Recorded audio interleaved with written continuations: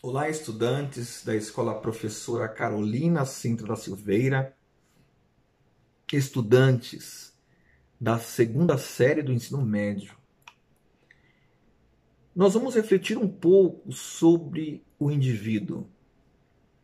E a partir dessa reflexão, nós visitamos alguns filósofos a fim de compreender o estabelecimento do indivíduo.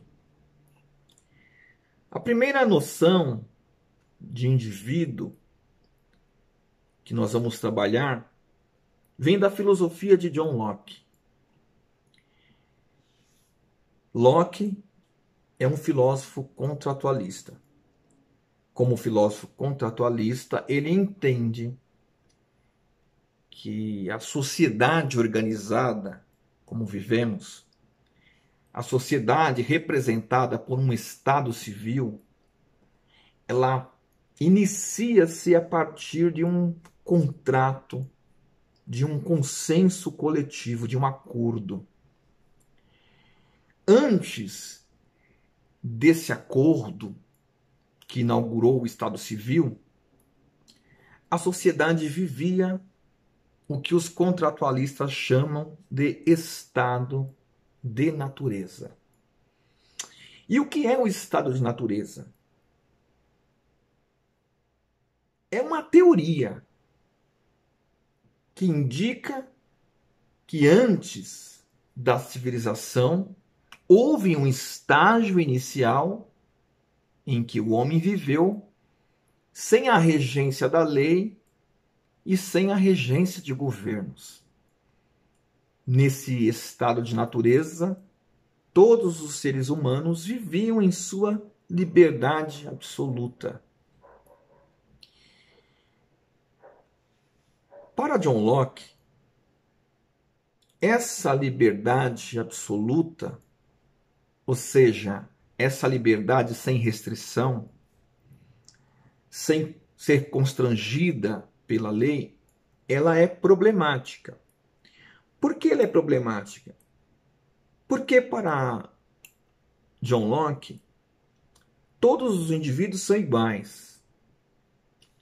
Porém, são iguais e independentes. Essa já é a ideia de sujeito.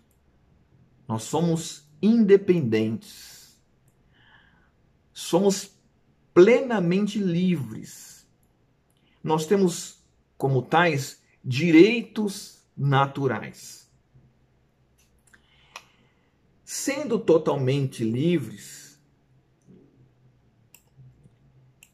sem a regência da lei, a liberdade de outrem pode ofender esses direitos naturais.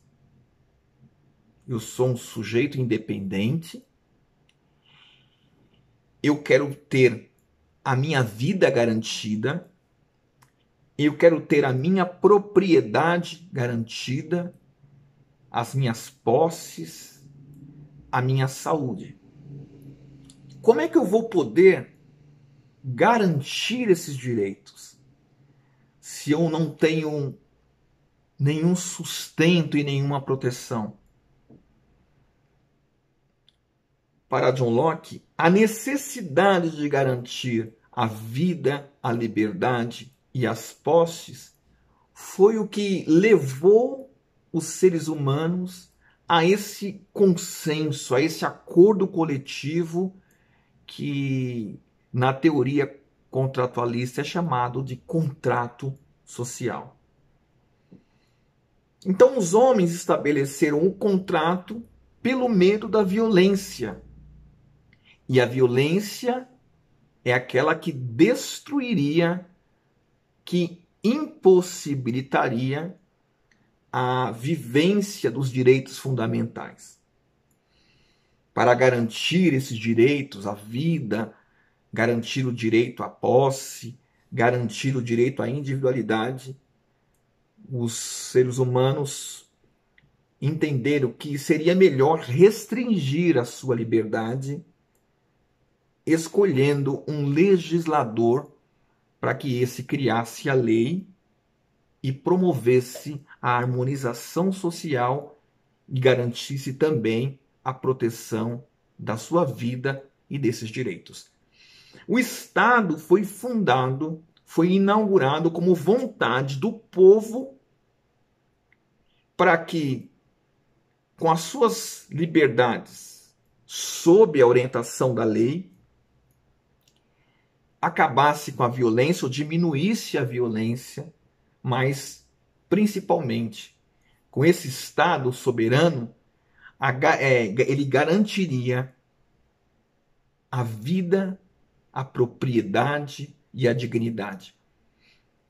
O Estado, então, existe, o Estado civil, o governo civil existe para garantir a individualidade de cada cidadão, para garantir a liberdade de cada cidadão. O Estado existe para garantir a propriedade de cada cidadão. Ele foi criado para ser o protetor do indivíduo.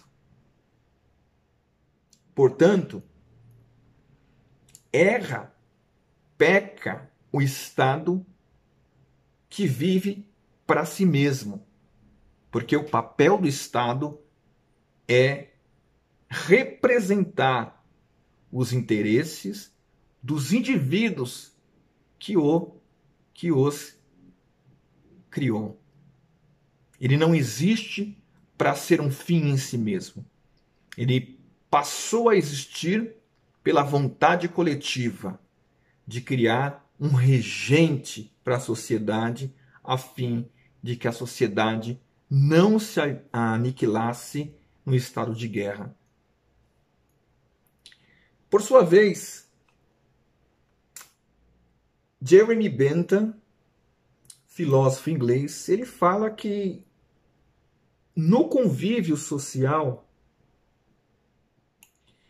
é preciso que o indivíduo vivencie deveres. Em outras palavras, o Estado deve estabelecer os deveres para os indivíduos, a fim de que, cumprindo esses deveres fundamentais, todos os indivíduos que vivem em sociedade possam gozar o maior grau possível de prazer. Cada um faz a sua parte. Cada um assume o seu dever. E cada um assumindo o seu dever garante a harmonia social e a possibilidade de prazer. Bentham defendeu que se fazia necessário uma nova ciência. Uma ciência que refletisse os deveres, que pensasse sobre os deveres. Usando outro termo, a deontologia, ela tem por finalidade entender ou apontar como o ser humano deve ser. Como o ser humano deve se comportar. Mas para que ela estuda isto? Para que Bentham, ou por que Bentham defende que essa ciência deve ser acolhida? Porque se nós vivemos em sociedade, nós não só vivemos, nós convivemos. E se nós convivemos, vivemos com outros, vivemos com outras pessoas, nós devemos aprender como ser para promover o bem-estar social a partir do aprendizado do melhor comportamento, da melhor forma de estar na sociedade. Bentham, ele entende que as nossas ações deveriam ser direcionadas por normas. Se nós tivéssemos as nossas ações direcionadas por normas, com regras lógicas de comportamento, visando o bem-estar social, certamente nós conseguiríamos possibilitar ou chegar mais próximo do bem maior. Bentham é um filósofo utilitarista. E que um utilitarista defende? O utilitarista defende que quanto mais útil for uma ação para o maior número de pessoas, mais próxima ela está do ideal. Em outras palavras, podemos afirmar que o ideal é o que é útil. O ideal é o que possibilita o maior bem para o maior número de pessoas. Então, quer saber se o que você faz é um bem? Se o que você faz é bom?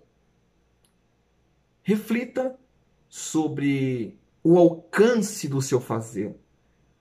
Ou seja, reflita se o que você faz possibilita um maior bem para um maior número de pessoas, ou se o que você faz produz mais males para a maior parte das pessoas do que bem.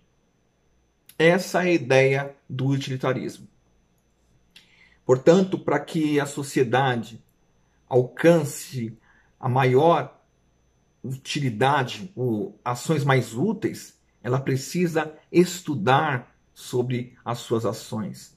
Para isso, Jeremy Bentham inaugurou essa ciência chamada deontologia, que é a ciência que visa refletir sobre as nossas práticas, sobre os nossos deveres. O indivíduo não pode viver apenas a partir de si mesmo.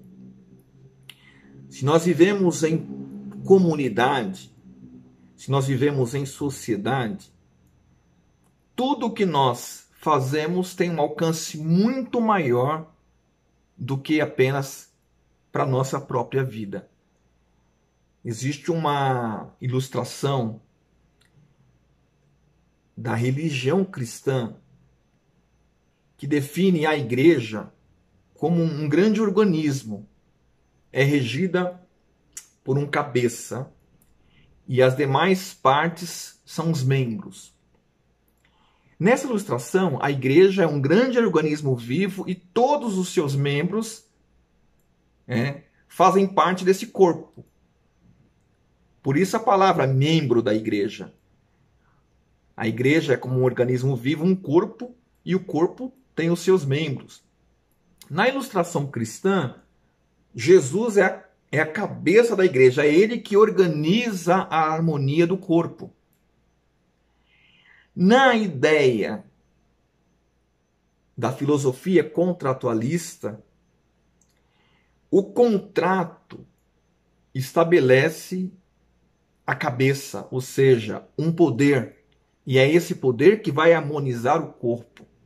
Mas, voltando para Bentham, se eu sou um membro de uma comunidade, assim como um membro do corpo, o mal que produz um membro, o que sofre um membro, faz o corpo todo sofrer.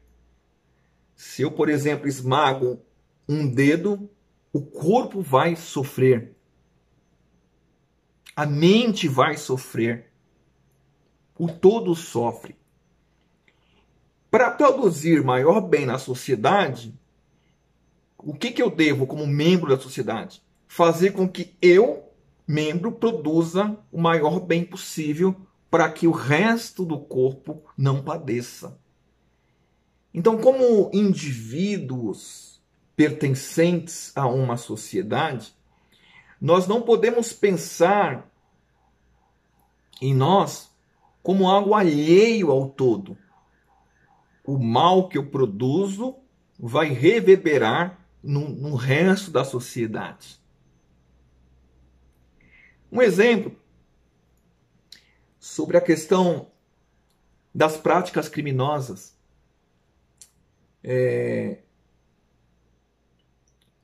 Um indivíduo que produz o crime, ele implica em desconforto na vida do cidadão. O Estado também vai gastar dinheiro com a manutenção da sua prisão.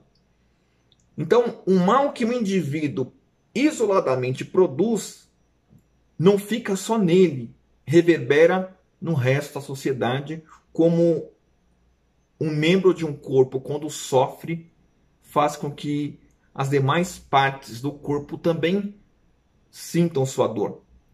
Porque a sociedade, como um corpo, ela tem os seus nervos.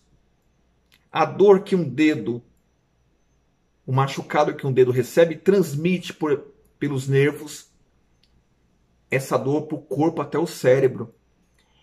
E a sociedade também, ela é ligada por uma série de fatores que impossibilitam de um mal de um indivíduo só ficar só nele. O tecido nervoso da sociedade faz com que os demais participantes sintam a infração produzida por um só. Então não podemos viver alheios ao todo social. Como indivíduos, nós temos que lembrar que o Estado, essa sociedade organizada, existe a partir da vontade coletiva. Então nós temos que ter o compromisso, a responsabilidade de saber, como Bentham afirma, quais são as melhores práticas, como eu vivenciar o meu dever de indivíduo, para que, vivenciando o meu dever, eu possa promover o maior bem-estar possível. Saúde e que façamos da nossa vida inspiração para o bem.